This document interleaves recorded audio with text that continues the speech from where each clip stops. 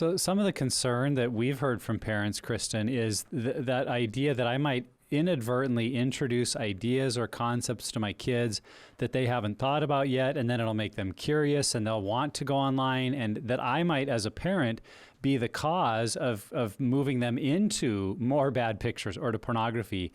And so I'm sure you've heard that from parents too. Like, how do you answer that concern that what if I accidentally am the cause of making them more curious and wanting to see more? Right.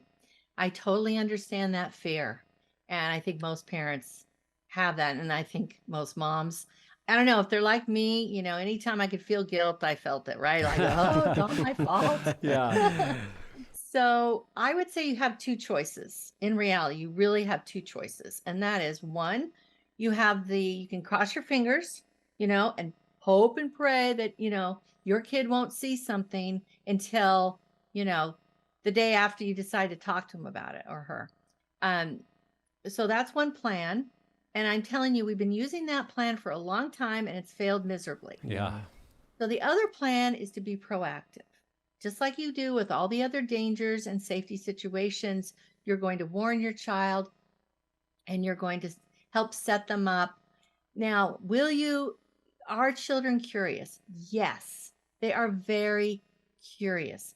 But that means you need to actually be more proactive, not less, right? You need to lean into it more than shy away from it, because you cannot control how the world is going to come in, their friends, the internet, wherever, whatever they're on, even being at grandpa's house, maybe they're not protected there, the devices. So we need to set these kids up. And I understand kids are curious, but it's so much better if they're educated when they're curious, and you can warn them. Now, are there kids that no matter what you do, and you too may have a kid like this, I don't know, but no matter what you do, no matter how you say it, they're just going to go do their own thing, and there will be the kid that learns by their own sad experience.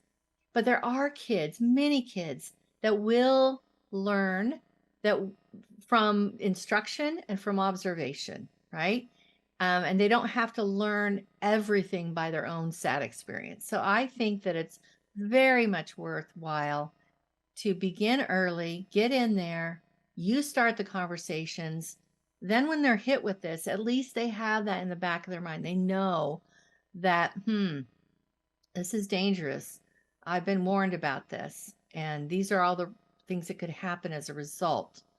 And they have a better way to make a choice, because how can a kid make a good choice if they aren't prepared with the knowledge and the information? They can't. They really can't. None of us can. Even if you have a kid that, you still do that work, you still have those conversations, and they still choose to go out and seek things out like pornography.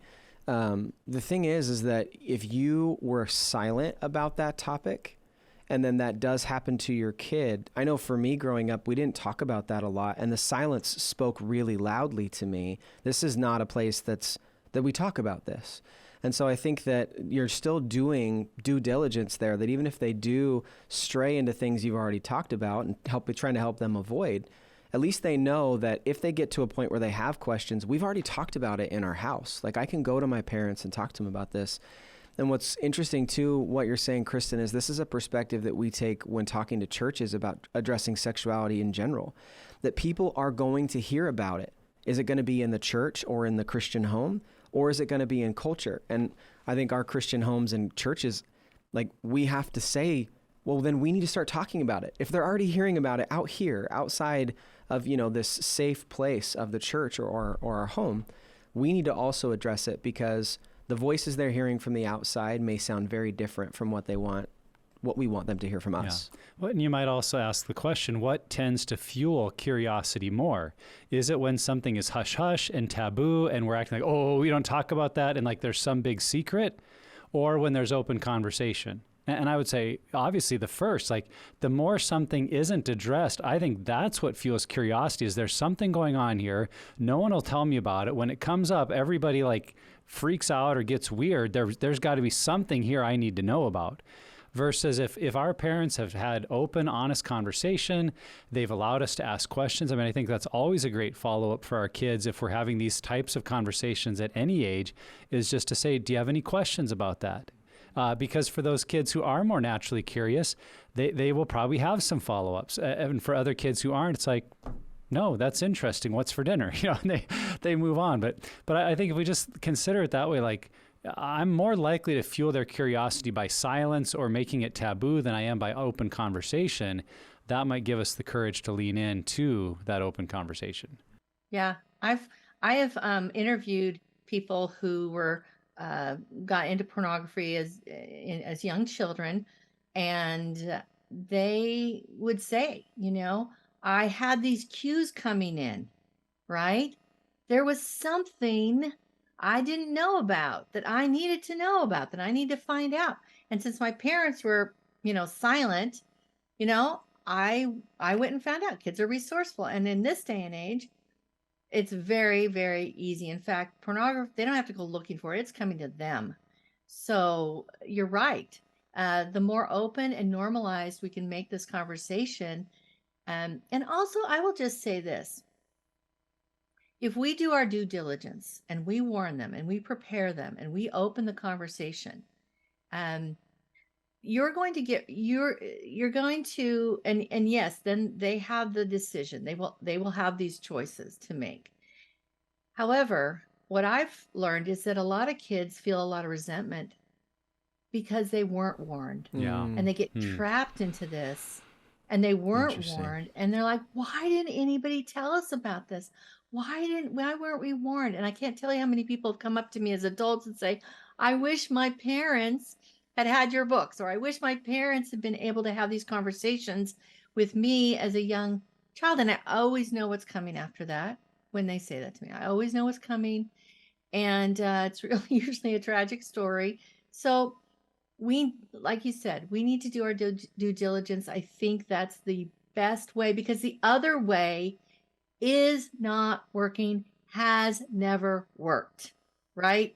And in all other ways, like, in Christian homes, you talk about a lot of things. You prepare your child to make good decisions when they come into a lot of different situations. We teach them not to lie, not to steal, not to, all these things, but they have to be taught, really. They have to be taught these things before they can be expected to make good choices. Yeah, one more quick story about curiosity in our home. My youngest, probably when he was about 10, had heard a phrase at school that he understood to be sexual in nature, but didn't know what it was.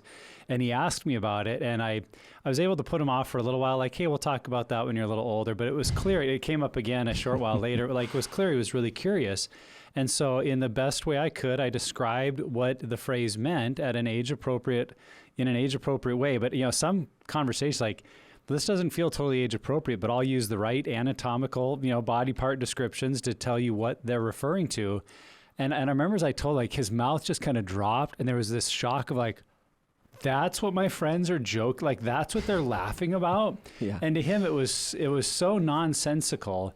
But I think and we were able to have a little conversation about why people would joke that way, or why that's become a phrase in our culture. And I think in the end, it was very helpful. And what I saw as a dad is, had I just said, oh, we don't talk about that here, that curiosity for him would not have gone away. He would have eventually asked his friends about it, and now I'm going to let other 10-year-olds tell my 10-year-old what it is, and how's that going to go? Or he's going to Google it. He's going to look it up himself online, and heaven forbid that comes up with pictures and and the kind of descriptions that are in our culture. It was like, man, so maybe that was a little bit of an uncomfortable conversation. Maybe I didn't know if it was quite age appropriate. But as I looked back on it, it's like, well, the conversation we did have was way better than the alternatives. And I think that's what you're saying in this area, Kristen, is maybe it's, it's not easy for us to do, but it's way better than the alternatives and the impact that those alternatives can have on our kids long term.